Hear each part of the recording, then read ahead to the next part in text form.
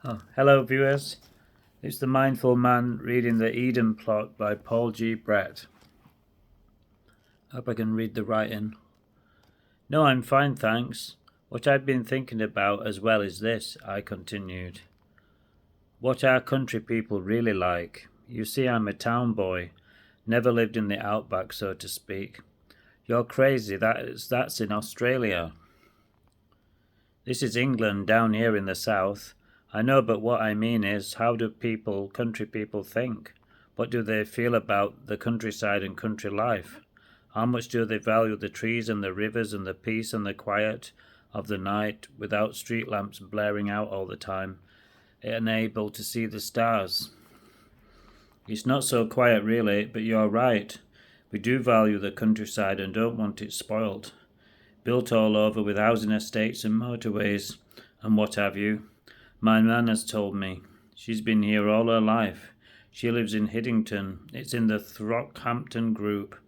Silly name really, but then that's what I think. And what role does the cathedral play in the country? I went on. I know people value their local churches and maybe couldn't care much about those large ancient buildings in the cities.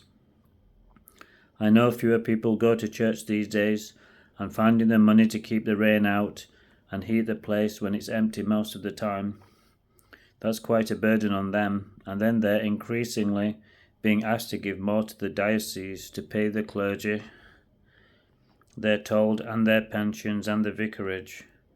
We who labour in the office have to be paid, and there's the national church as well. James, stop, I don't know anything about all that, but I suppose it's what Mr. Acton has to think about. That's his job. And we're here to help and to develop things for the church too. If they knew all this, they'd be a bit happier to pay up, don't you think? I'm not sure about that, and the way it's all calculated is a mystery to us. I know some churches have money left to them in the past by landowners who wanted their relatives buried inside the building, with great big monuments in a prominent place, on the wall so to speak, would know how important they were. Anyway, I shouldn't talk like this. I'm getting on my high horse. Sorry, James. You're right about one thing, though, I said, lightening our conversation to her immediate and evident relief. The church is certainly in a mess at the moment. Take that team meeting this morning. It was appalling.